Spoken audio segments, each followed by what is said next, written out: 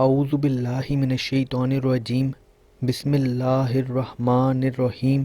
السلام علیکم معزز ناظرین، ایک بار پھر اسلامک انفو اینڈ ہیلتھ میں آپ سب کا خوش آمدید۔ امید کرتا ہوں آپ سب خیر خیریت سے ہوں گے۔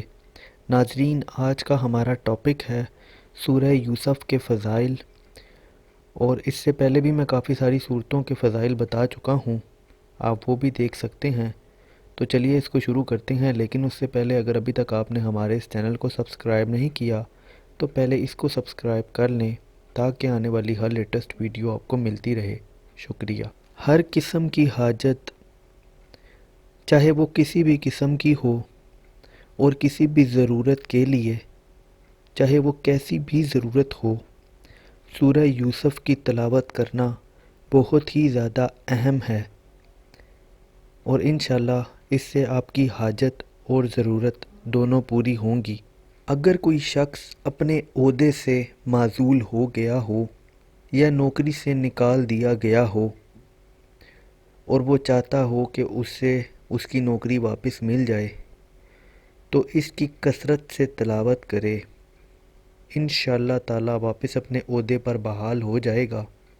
اگر کوئی غریب اور نادر ہو تو اور رزق کا کوئی بھی ذریعہ نہ ہو تو اس کی تلاوت کرنے سے اللہ کے حکم سے غنی اور مالدار ہو جائے گا۔ جس شخص کو رزق کی تنگی ہو، اسے چاہیے کہ اس سورت کو 75 بار پڑھے، اس کی برکت سے رزق میں فراخی ہوگی اور تنگ دستی جاتی رہے گی، دولت اور مال ہاتھ آئے گا۔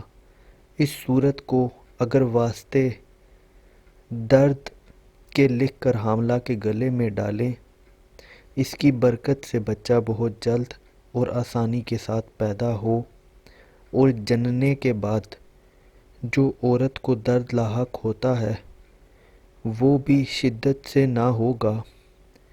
مریض کے پاس پڑھنا بھی بہت مفید ہے، اس سے بھی بیماری کو دور کرنے میں کافی مدد ملے گی۔ تو ناظرین، یہ تھے سورہ یوسف کے فضائل۔ امید کرتا ہوں آپ کو ویڈیو پسند آئی ہوگی۔